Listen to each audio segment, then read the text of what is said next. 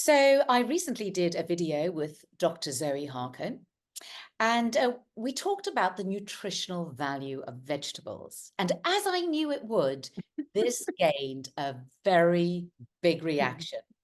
So I've brought Zoe back today, and I'm going to give her some of the feedback that has come from this video that really set the cat amongst the pigeons.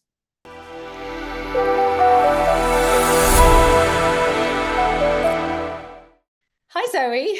Hello. Are you ready for the firing line?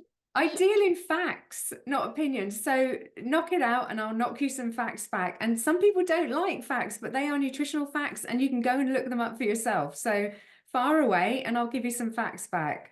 Okay. So, well, it's interesting what you've just said, actually, because a lot of people, I've had so many comments, and a lot of them are, this is absolute rubbish.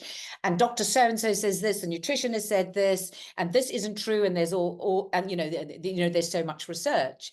But as you always say, this is not your actual opinion. This is what is shown in the data. So you just want to clarify that again.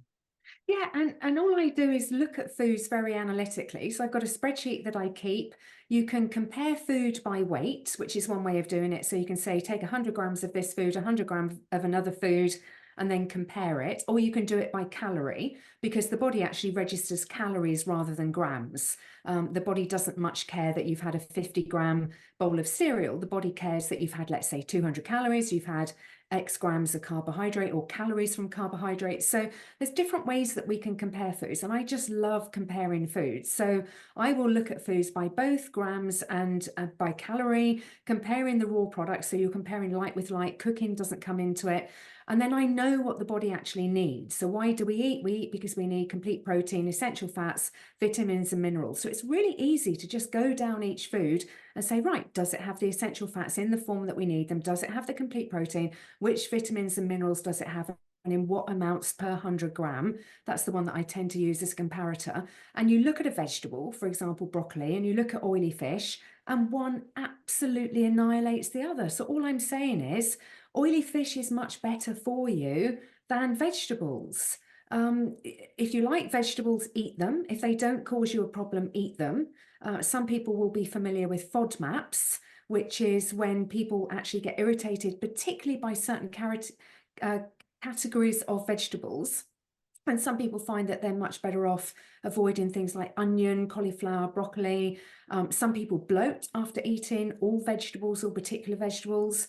Some people actually would be better having less fiber in their diet. They don't realize until they try having a little bit less. But if you enjoy vegetables and they're not causing you any problems, knock yourself out. I love veg. I have a super salad every day. I love berries. I don't have problems with vegetables, but my husband does. And Oh, certain does he? So vegetables, he oh has yeah. a physical reaction. Oh, yeah, big time. He'll be on the toilet a lot and quite uncomfortably the next morning if we go to someone's house where they've done just a massive ratio of vegetables to meat, which is the complete other way around to how we would normally eat. Right, right. So okay. So as you just touched upon there, we're all different. We are all different, and there are some people who find it very difficult for their body to process in a harmonious way a vegetable. They react to the anti-nutrients, and that's why some people have gone what they are calling the lion diet, which is totally meat based, because the vegetables make them ill. But that is the minority of people, so Totally. we Yeah. won't get into that. Yeah. I think there was a lot of misinterpretation of the video. That's my viewpoint in the one we did before, because I think what people thought you were saying is, forget vegetables, they're bad, just eat meat. And that is not what you were saying, Yeah. No, is it? I mean, I would never say that. I would always say if you enjoy them and you're okay with them, enjoy them. I don't think of things that are bad and good for you, certainly not within the real food category. So within the fake food category, yeah, you might hear me Oh, say, yes. I Yeah. think sugar's bad for you, and I think processed food is probably bad for you, although the evidence against processed food is not as strong as I would expect, having researched it a great deal. So some things surprise me, but I would never say don't eat vegetables, they're bad for you. What I would say is they're not as good as you think they are. And they're not as good as the oily fish or the liver or the red meat on your plate. If you've got eggs on your plate and some broccoli, the eggs are where you're going to find the nutrients. And if you've got some berries and you've got some yogurt, the yogurt is going to have more nutrition than the berries. I'm just trying to, everyone pushes fruit and veg the whole time. You've got this myth of 5 a day. People are constantly trying to make you think that the fruit and the vegetables is the most important thing on your plate. And I'm trying to provide a counter to the narrative with some facts to say, that's not true. Those are not the most nutritious things on your plate. If you think they are, you're going to do yourself a disservice. What you're saying is there's nothing wrong with fruit and vegetables, and eat them. They have nutritional value. They do have vitamins in them. They do have, lots of good things in them. But when you compare them to an animal product is going to have more nutrients in it than a vegetable. Yeah. Correct? Yeah. So and vegetables fruit, are bad. I would probably Yep. separate fruit and veg as well, actually, We because I do. think generally as a category, and you shouldn't see potatoes or sweet potatoes really as veg. You should Oh, see those as starchy products because they're very high in carbohydrate. right. But fruit, I think I've described it before, is essentially sugar and water and a few nutrients and not as many nutrients as you would think. Gary Taubes has famously said, if you're trying to lose weight, fruit is not your friend. Fruit is really quite moreish. It's very sweet. It perpetuates our sweet taste buds, makes us want more sweet things. It's messing with our blood glucose levels on a quite regular basis. When we eat even an apple, we're just putting in far too much glucose into our bloodstream that our body then has to. Oh yeah. So Because I I mean, thought apple was quite low sugar. okay, so an apple would be, a medium-sized apple would be about 20 grams of carbohydrate. It's not exactly 50-50 glucose fructose, it's slightly more fructose, but let's say it's got 9 grams of glucose. Well, our entire bloodstream at any one time, we want 4, maximum really 5 grams of glucose. So the minute you eat that not very big apple, you've actually put in twice as much glucose as your bloodstream wanted, and actually your bloodstream already had 4 to 5 grams because your body is really good at keeping that blood glucose level in that range. So it was perfectly happy. You whack in an apple, you've given it twice the level of glucose that it had in a nice stable equilibrium in the bloodstream. And then the body has got to wake up the pancreas, say, go and take that glucose out of the bloodstream, and insulin is produced to do that. So if you're grazing on fruit, some people have a bag of grapes on their desk and just have one every now and again. You are Grapes very just high in sugar, very high. very high. Yeah, Yeah. but even your apple mid-morning, you just set off this whole catastrophe in the body that the body has to deal with to get that sugar back out of the bloodstream. If you eat it on its own, but what if you eat it at lunch, after a meal? You have Well, a it's the meal same and amount of glucose that the body has to deal with. So let's say you had a tuna salad and then you had an apple. The tuna salad would have been very low in carbohydrate, and you've still had the apple. So you've still got nearly 10 grams of fructose, which goes to the liver, which is what ends up giving you non-alcoholic fatty liver disease. And you've got 10 grams of glucose that the body has got to get out of the bloodstream. So every time you eat an apple, it doesn't really matter what you eat it with. The body has to deal with it, has to get that glucose out of the bloodstream. wow. Berries are very low in sugar, aren't they? Yeah, they're the best fruit if you're going to go low in sugar. So if you are trying to watch your weight, trying to have stuff that's not too sweet, definitely be avoiding the bananas, the tropical fruits. But even apples, and they're very much engineered as well to be sweet. We have some apple trees in the garden, and when it comes to the autumn and we get one off the tree and we bite into it, it's really sharp. A natural apple is really sharp. It's not sweet at all. It sort of, blows your mouth off a little bit.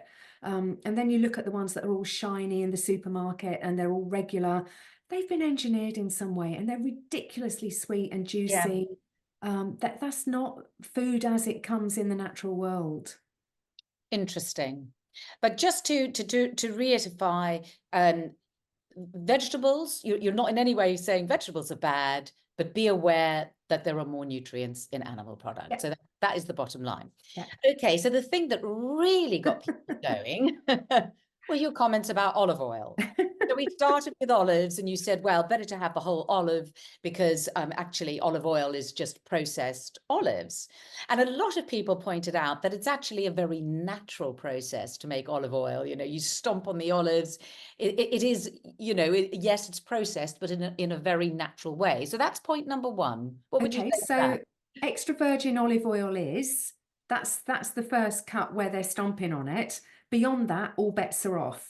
Right. So So I virgin still, olive oil. Yeah. yeah, extra virgin olive oil is in a completely different category. Now, I saw a tweet recently where somebody said there aren't enough olive trees in the world for all the olive oil that's on the shelves.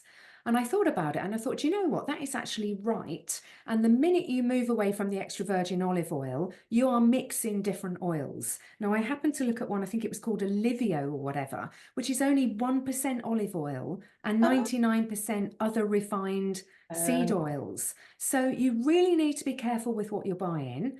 I still think there's an argument that it's better to eat the food in the most natural form. So Robert Lustig will famously say you couldn't eat 10 oranges, but you could drink the juice of 10 oranges very, very quickly. You could just down it in one, but you couldn't sit there and eat 10 oranges. So generally eating the whole food in the form that it's found is better for us. And we would stop at a certain intake of olives, whereas with olive oil, we could go a bit higher. So essentially, yeah, although it is true, and the other thing people said, you know, there's been so much research and investigation into the incredible benefits of olive oil. go on, You far know, away. you know, it's anti-inflammatory, it's full of polyphenols, it's just, you know, we talked about the Mediterranean diet. I know you had your views on that, but you know, olive oil is absolutely brimful of goodness. Is Right, it let's unpack that. Let's unpack that. Go back to the 100 grams, okay? But we're going to look not? at this one by calories as well. So you've Okay. got 100 grams of olive oil, no protein whatsoever, let alone complete protein, no essential fats in the form or barely any, and certainly not in the form that we actually need them, no minerals whatsoever, no B vitamins, no vitamin C. The only thing that olive oil has is a bit of vitamin E and a bit of K1, but our body wants K2 rather than K1. So it's got a couple of vitamins. So back to this, how much bang for the buck could you get with something else? Again, it is incomparable. Well, if that's true, why does olive oil have this incredible reputation? Is it not anti-inflammatory? Okay, so we'll come on to all of that. So I think it's got a fantastic PR agency, and I mean that genuinely. There are a lot of studies funded by the olive oil industry. Are there? Things like the Predimed diet, anything that's extolling the virtues of the Mediterranean diet, because they put a lot of sway on olive oil. So we really need to unpack this. So we've gone through that. You've got 900 calories in 100 grams. Don't worry about calories that's not the way to lose weight, but calories are an important measure to the body because that's how the body registers food coming in. So it's a very expensive product. You could get much more in the way of nutrition in a different way, because olive oil at the moment, last time I looked, was about £8 or £9 extra virgin olive oil The for extra half virgin, a yes, litre. yes. And you've got, I mean, I've already gone through, you've got basically two nutrients, and the K is not in the form that we want it. You would get more vitamin E from sunflower seeds. So there's a better way of getting the one thing that olive oil is going to give you. Now let's come on to this anti-inflammatory thing, because you mentioned the mechanism by which people thinks this happens. So this is through the polyphenols. Okay, so there's about 500 milligrams of polyphenols in a litre of olive oil. Your litre of olive oil would be 9,000 calories. Okay, in a half cup of certain berries, you'll be getting double that in terms of milligrams of polyphenols for probably about 50 calories. So if you want something anti-inflammatory, why would you turn to olive oil when you could turn to other things? Okay. Now, the first thing on the anti-inflammatory, I mean, so many things you can say on inflammation. First of all, people see inflammation universally as a bad thing. It's actually not. It's the body's process for repair. So if you stumble and twist your ankle, it will inflame, which is your body's way. It's your visible marker that the body has done what it's supposed to do, which is to send loads of lipids and blood to that area to repair it. So it swells, it holds water, it's holding blood around the area. That's the repair mechanism. You want an inflammatory response in your body. You want it to do what it's supposed to do when you get injured. Yeah, So but we're talking about that's chronic inflammation. okay. So chronic inflammation. So the next thing I would say is don't do stuff that is inflammatory. So don't eat sugar, don't smoke, don't be exposed to pollution, don't eat highly polyunsaturated seed oils, don't eat very refined oils. All of these things are inflammatory. Don't over-exercise, don't exercise without having rest periods in between. So don't do all that inflammatory stuff. But then if you do all that inflammatory stuff, when you think polyphenols are important, again, there is such a better way to get your polyphenols. Okay, what's the best way to get your polyphenols then? So berries. Which is in the plant kingdom, I just hasten to add. Yes, yeah, and that's fine. There are some good things in the plant kingdom, but olive oil, there is always a better product. And you've got to think about, as I say, calories, don't think of those in terms of losing weight. I'm always hesitant to use the word calories because people immediately go into weight. Forget that. They're equated with going on Yeah, diet. what I'm trying to say is the bang that you can get for your buck. So let's say, and I do this, I cook with olive oil as opposed to highly, yeah. So yeah, because I just want to clarify as well, because I think some people thought maybe you know, you were saying olive oil was bad, and there is no way you were saying seed oils are better, because we know that seed oils and refined oils are absolutely awful and very unhealthful. So just want to clarify that you're not saying anyone should use a different kind of oil. No, not at all. So your most stable fats, I mean, bearing in mind that every food that contains fat contains saturated, monounsaturated, and polyunsaturated. It's not the case that olive oil is entirely monounsaturated. It's just more monounsaturated than the other two. Then you've got something like coconut oil, which is more saturated than the other two. And you've got sunflower oil, which is more polyunsaturated than the other two. Now, the more saturated your fat, the more stable it is at high temperatures. So actually, your safest fat to cook with of the oils would be coconut oil, but it overpowers, it gives the vegetables a completely different flavour. Strong aroma. So I wouldn't cook vegetables with coconut oil unless I was doing some Thai kind of thing. Yeah. So olive oil is the next best one, and definitely not ever the rapeseed oil and the sunflower oils for cooking. What about avocado oil? Do you ever cook with that? I don't. I mean, it's got an almost identical profile to olive oil. So olive oil is about 75% monounsaturated. I scribbled this down somewhere, 14% saturated, which people forget, and then about 10%, 11% polyunsaturated. So that's the makeup of olive oil. Avocado oil is just slightly lower on the monounsaturated. I think it's slightly higher on the polyunsaturated, but they're much of a muchness. And of course, there's butter, which would be a very helpful thing to cook with. Butter would be very good as well, but butter also overpowers the taste of the vegetables. So if you cook vegetables in butter, you get more of a kind of bubble and squeak. So yes, it's a better thing to cook with, but and I also use it as a salad dressing. So my favorite salad dressing is oil and balsamic vinegar. But again, you need to think that if you've got your super salad, and I have quite a big salad, so I can easily put at least a couple of tablespoons of olive oil. I don't measure it out, but I mean, it must be maybe more. That's 200 calories of nothingness. Now, I'm a stable weight. I've been the same weight for 30 years, so I don't worry about calories. I don't worry about fat. I know how to eat to be the same weight. But if you are trying to watch your weight, and again, I'm not saying that calories are going to impact your weight, but you should think of the bang for the buck that you're getting for your food. And you should be looking at your thing saying, okay, I've just stuck 200 calories of nothingness into my dinner. I could actually have had a small salmon steak for that, or a side of tuna or something, or sardines. The only thing is, if you're having a salad, what is a salad without a dressing? Absolutely. You've got to have those. Yeah. The olive oil and the vinegar on your salad, don't you? Yeah. I mean, another good dressing actually that we use for salad, and particularly if you're going to have tuna with it, is to just use yogurt. So if you mix the tuna in brine, because you don't want the sunflower oil in the tuna. So or better still, tuna in water, and then it doesn't get too salty with the brine. Mix it with yogurt. It makes a sort of kind of tuna mayo. And then put that on top of your salad and sort of toss it all up so it mixes all up. That's really quite nice. And you can actually also put a dash of mustard in with the yogurt, and then it gives it a bit of an extra zing to the dressing as well. I have to say, I do love an olive oil dressing. There's nothing. I do as well, Mustard. but it's just Yeah. when people think it's super healthy, you know, there's so much better way of getting your vitamins. You know, that it doesn't give you any protein or essential fats. It's very expensive. It's very high in calories.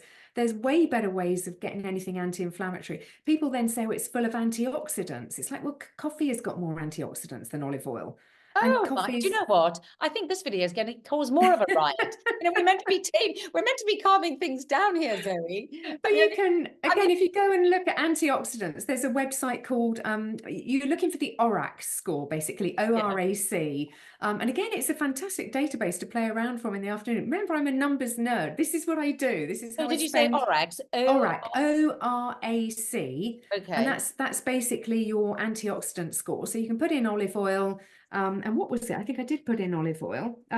Okay, yeah. So it was 372 mu mmol per TE, whatever that measure is, per 100 grams. And meanwhile, brewed coffee, so the cup that you're actually going to drink, is 2,780. So it's almost 10 times the antioxidants. And tea is also fantastic for antioxidants and also for flavonoids and all that kind of thing. Wow.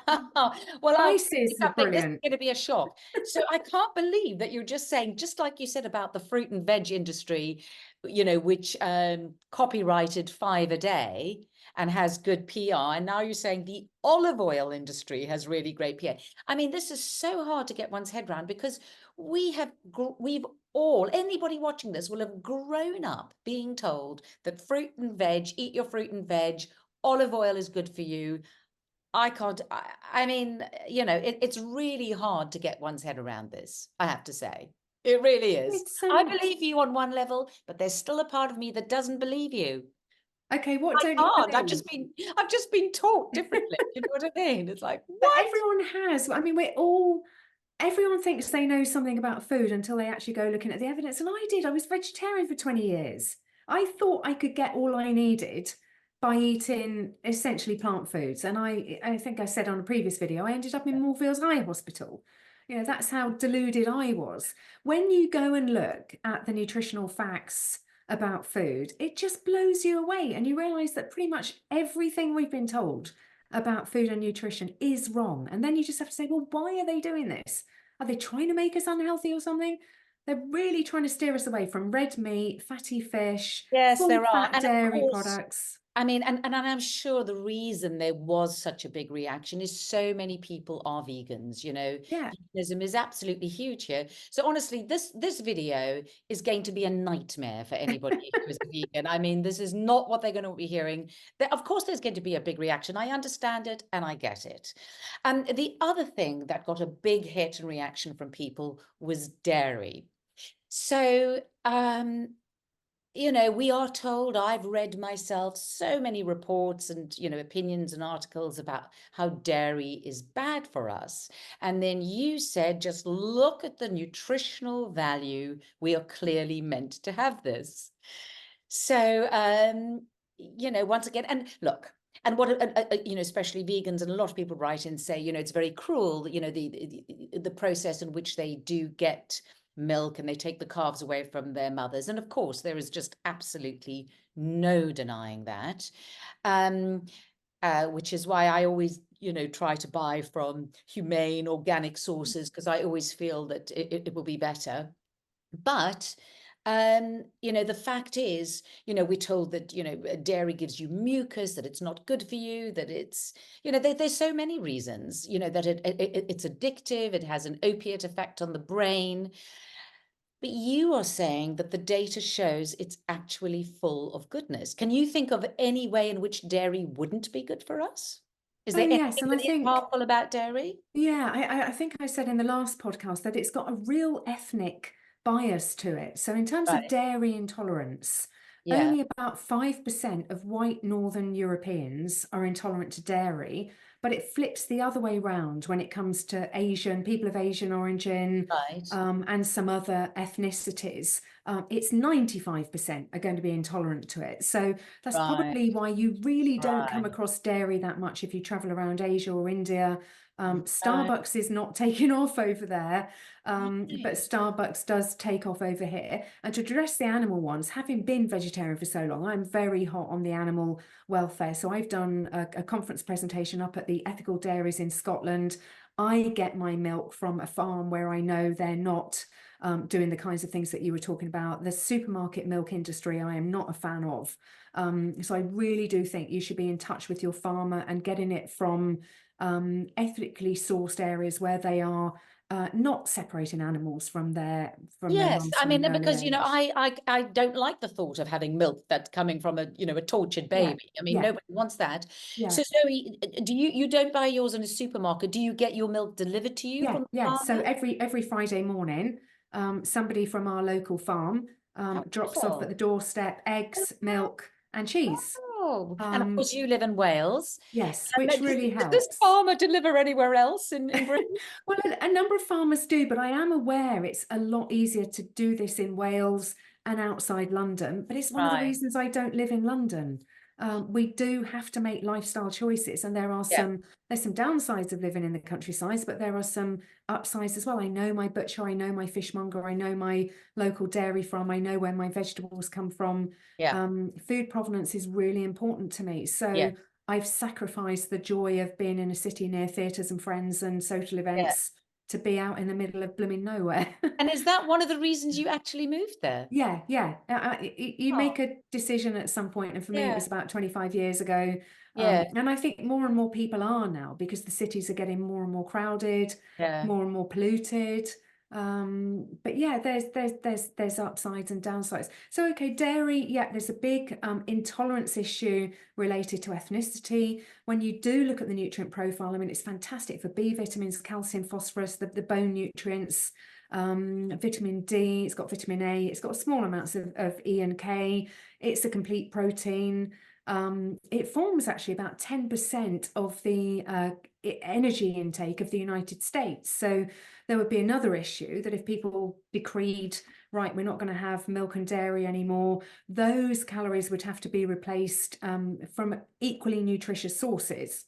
Arguably a lot of people in the US should be cutting 10% of their energy intake anyway, but may I suggest it's the 10% that's wrapped up in fizzy drinks and Yeah. Yeah. donuts and Yeah. Yeah. cookies and muffin, that Yeah. it's Yeah. probably 20% for some people it needs to go.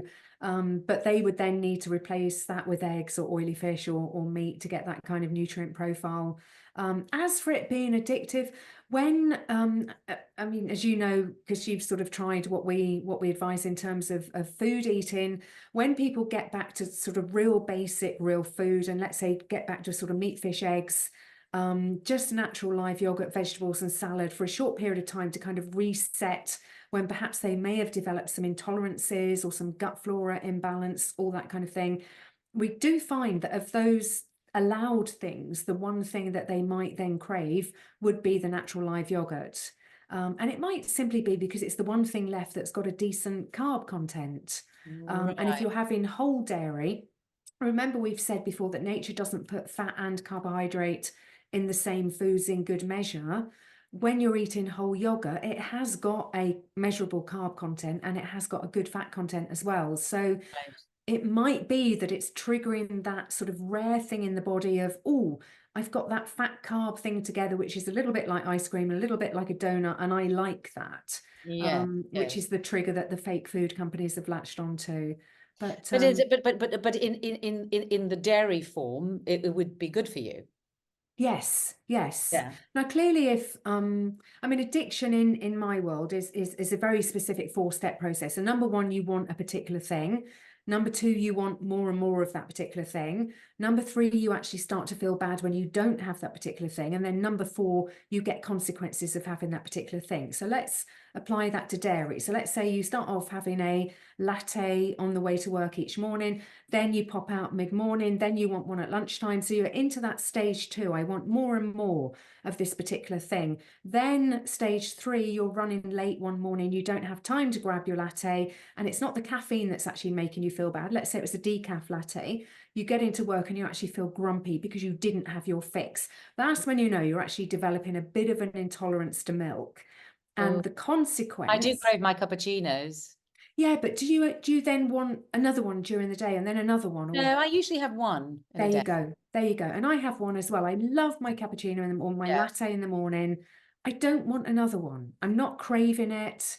Sometimes I do, and I used to, but now I never do. I always just have one. And Yeah. it doesn't have to be. I know people always want their coffee fix in the morning. I actually don't have that at all. So I could have it at any time of the day. Okay. Yeah. And so you're not addicted in any way. You haven't even got to stage two. Now, Yeah. if someone is finding that they are wanting more and more milk or more and more cheese, more and more yogurt, and they're getting to the point that it's actually causing a problem for them, as in if I'm running late, I feel really bad in the morning because I didn't get my fix, then you've got to do something about it. And of course, the easiest way, tough in the first few days, but the only way to address an addiction is you've got to stop eating that food. And within about 5 to 6 days, you will stop missing it. But yeah, I'm not going to lie to you. You're going to go through, it depends how addicted you are. You're going to go through hell for a few days. If you're addicted to sugar Yeah. and you give it up, you are going to go through hell, but it's It's worth tough. it. Tough. Yeah. I mean, listen, I have always been addicted to sugar. And it's a very tough cycle to break. It really is. And that's a subject for another day, definitely. But thank you so much for coming back on. I Pleasure. hope that's answered people's questions. I'm going to put some links in the article that goes with this for people. I'm going to try and find some farmers.